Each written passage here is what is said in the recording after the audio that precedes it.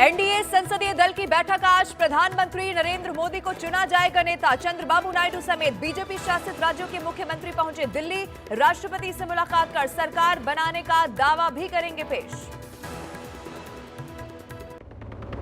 राष्ट्रपति भवन में नई सरकार के शपथ ग्रहण की तैयारियां शुरू। 9 जून को तीसरी बार प्रधानमंत्री पद की शपथ लेंगे नरेंद्र मोदी। बांग्लादेश के प्रधानमंत्री और श्रीलंका के राष्ट्रपति को भेजा गया न्योता। नई सरकार की रूपरेखा पर पीएम आवास पर बड़ी बैठक। जेपी नड्डा और अमित शाह के साथ पीएम मोदी की लंबी चर्चा। मंत्रिमंडल पर भी मंथन।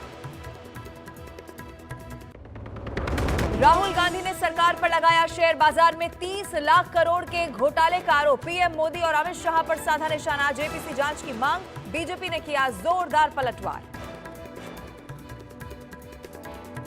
जेपीसी चाहते हैं, हम इन्वेस्टिगेशन चाहते हैं और देश इसकी सच्चाई जानना चाहता है। और अपने बयानों के साथ विदेश और देश के निवेशकों को एक भय के वातावरण में निवेश ना करें, इसके लिए उत्साहित करने की कोशिश कर रहे हैं।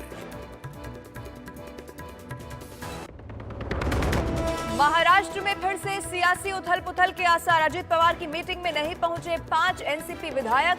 जयंत पाटिल ने किया शरद पवार गुट के संपर्क में होने का बड़ा दावा।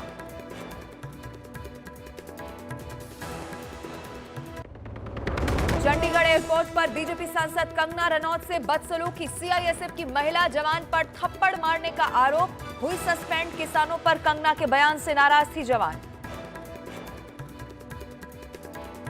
साइड से आकर जो है मुझे मेरे फेस पे हिट किया और गालियां देने लगी। और जब मैंने उनको पूछा कि उन्होंने ऐसा क्यों किया, तो उन्होंने कहा कि वो फार्मर्स प्रोटेस्ट को जो है वो सपोर्ट करती हैं।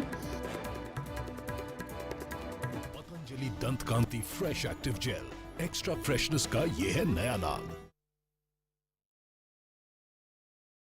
सिंगल ब्रांड तैयारियां शुरू कर दी गई। एनडीए के सहयोगी दलों से बात करने के लिए बीजेपी ने पार्टी अध्यक्ष जेपी नड्डा की अध्यक्षता में एक अहम बैठक की। सूत्रों के हवाले से खबर है कि बैठक में इस बात पर चर्चा हुई कि नई सरकार में सहयोगी दलों की क्या भूमिका होगी और उनकी मांगें क्या हो सकती हैं। इस दौरान अमित शाह और राजनाथ सिंह समेत पार्टी के कई बड़े नेता भी बैठक में मौजूद रहे। एनडीए के सभी नए सांसदों की सुबह संसद के सेंट्रल हॉल में बैठक होगी। इसी बैठक में प्रधानमंत्री नरेंद्र मोदी को औपचारिक रूप से एनडीए का नेता चुना जाएगा।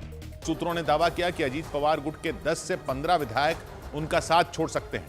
मतलब वो शरद पवार की एनसीपी शरद चंद्र पवार में वापसी कर सकते हैं, क्योंकि दावा किया गया कि महाराष्ट्र की सत्ता में बीजेपी और शिवसेना गुट के साथ ही अजीत पवार गुट के करीब 10 से ज्यादा विधायक इस वक्त शरद पवार के संपर्क में हैं। और इसका मतलब यह हुआ कि महाराष्ट्र में होने वाले विधानसभा